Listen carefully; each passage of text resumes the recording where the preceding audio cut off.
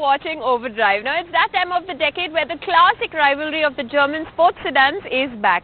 Unfortunately, this is not a three-way battle because the new Audi A4 is not in India just yet. But then again, we have the aging C-Class and the flamboyant 3 Series getting it pretty close enough in terms of competition. Let's take a look. SUVs are taking over the world, but the luxury executive sedan segment is still going strong. In fact, for Mercedes-Benz, the E-Class and the C-Class are still doing very well. They are the highest selling models. The C-Class's arch rival, the 3 Series, is now back in an all-new avatar, an all-new generation. How does the 3 Series and the C-Class stack up? Well, that's what we are here to find out. Both the cars take a different design approach. The C-Class, like most of its coupe siblings, seems to arc a seamless curve from the bonnet to the boot, with a small upward kink in the rear that makes it look like a spoiler. Its headlights, with a complex new design, up the sophistication for this car, and the look is complemented further by the diamond grille. Both cars turn heads, and the fact that the C-Class manages that even after 6 years of existence is a big feat. The 3 Series is a revolutionary design in the model line, chucking the simple form of the predecessor for an aggressive new design and a sporty low-slung stance. The new 3 Series looks gorgeous, but if you are a driving enthusiast, it will look more desirable to you in its M Sport trim. At the moment, in India, the M Sport trim of the 3 Series is exclusive to the sporty 330i variant, the petrol. The diesel comes only in the sport or the luxury trims. This one right here is the luxury. That's why the extra bling, the extra chrome. The C-Class in comparison, the 300D, comes in the AMG line, which means it looks a lot similar to the C-AMG. And that adds a hint of sportiness to its otherwise elegant design. The elongated exterior dimensions of this car have had a positive impact on the cabin. It's larger, and the immediate advantage is right here at the rear. This is the roomiest rear seat that you can get. It's also the most comfortable. The seats are very nicely laid out, nicely contoured, very comfortable, and you can squeeze 3 adults in the back if you really have to. Knee room is pretty decent, but you sit in a bit of a knees up position in the C-Class. Also, I think it could have done with better under-thigh support.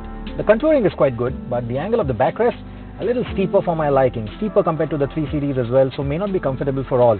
So definitely do take a test drive and figure out what is good for you.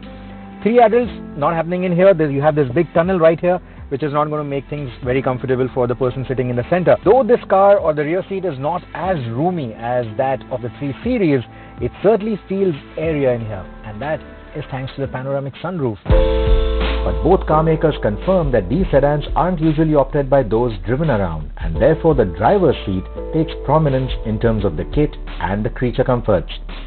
The cabin of the 3 Series, it's just hard to find faults with when it comes to its materials. The fit and finish, it is just perfectly done. These wood panels really look nice. On the luxury trim, it really lifts the mood, makes it feel luxurious, so I really like it. The infotainment, well, it's very easy, very intuitive to use as compared to what you get in the C-Class, and the multitude of input choices that you get with it, touchscreen, rotary dial, it just makes it a lot easier to use, and I like that experience. The layout of the infotainment is very similar to the MBUX systems that you get on the newer Mercedes-Benz cars, but I really hope that this gorgeous tablet that you have right here was also equipped with a touchscreen that would make inputs much easier than what you currently have with this car. With the newer Mercedes-Benz C-Class models that you can buy today, you also get a digital infotainment, which is sadly not on this particular car. This car is not equipped with it, but that's also quite intuitive. But overall, this cabin I really liked. I really like the design. It looks quite nice. It's very satisfying for the kind of money that you're going to be spending in this particular category. The rear seats of both these cars have a 40-20-40 split, so in terms of versatility, well, they are closely matched. But in terms of boot space, so India mandates these cars or all cars to have a spare wheel. That means that this one has an additional contraption, though very well designed. This one just straps it into the boot. It's a space saver in both, but this can be removed. It can be kept at home if you need that additional space. This one can't. So if you need that additional boot space, you might be better off with the C-Class.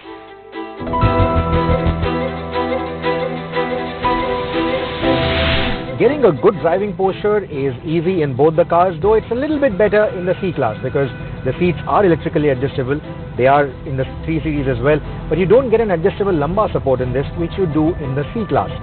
And then you also have that Mercedes lettering on the windscreen, the flowing dashboard. All of that feels nice. All of that makes it feel like it's a luxury car. Even the steering wheel is electronically adjustable. This one is mechanically adjustable. So it does leave you wanting for more. Until the time you take your first corner in this car. That is where you feel like you are in control of the mechanicals. Everything nicely wraps around you. Everything makes you feel like an enthusiast. And that's a very good feeling to have. The driving dynamics of the C-Class are surprisingly good for a Mercedes-Benz, and those 18-inch wheels, well, they certainly help in that regard, also impart a feeling of having sharper turn-ins with this car as compared to its lesser models. But these 18-inch wheels are also a matter of worry when you encounter sharper bumps, deeper potholes. That does tend to make this car thud through them, crash through them. But overall, the ride quality is quite good. It's just as pliant, as plush as you would expect a Mercedes-Benz to be. If you need anything more planned than this and are ready to sacrifice a bit of the fun dynamics, the A4 is the one to go for. Between the two cars here, the C-Class also feels more stable at highway speeds. Flip side is that it feels pretty heavy through the bends and switchbacks compared to the 3 Series, which feels light and agile. Even its steering feels a tad bit heavier than the BMW.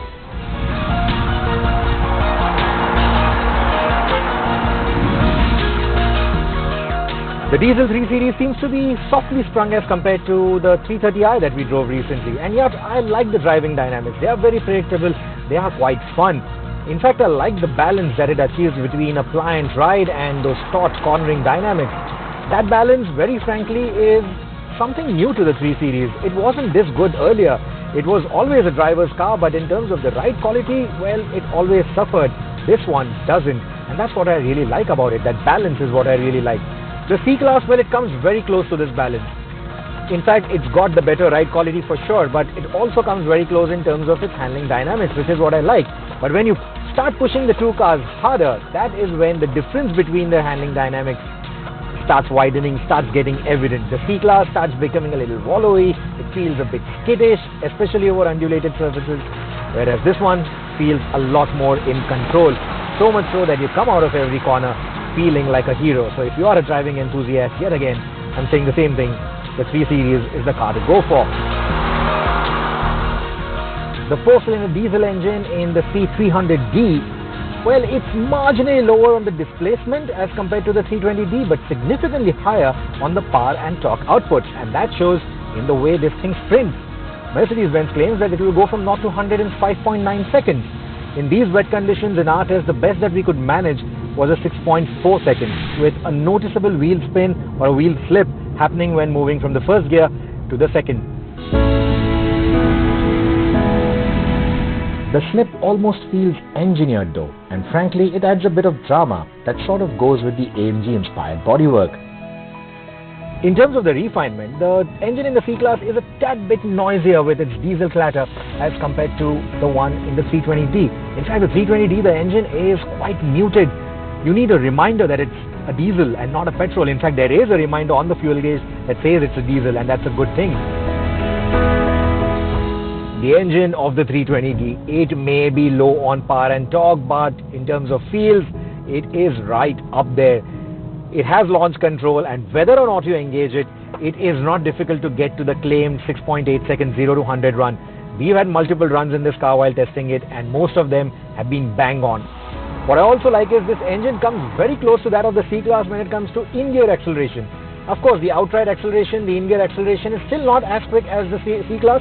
Some of it is just marginally lesser than the C-Class, but that's what I like about it. It comes that close even with lesser power and torque, but more importantly, it feels faster, it feels more eager, it feels much brisker than what the C-Class has to offer, and that makes it more engaging to drive. That is also courtesy of the quick 8-speed gearbox that it is mated to. The gear shifts are fast, they are smooth, and the gearbox is also very quick to respond to part as well as full throttle inputs.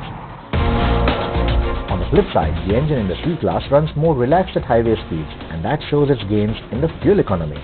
The C-Class is not only more powerful, but also more fuel efficient. It's also BS6 compliant, which the 3 Series surprisingly isn't as of now. But all things considered, the C-Class offers a better overall value, and and despite being a 6-year-old car, it still has the poke to give the 3 Series a serious run for its money.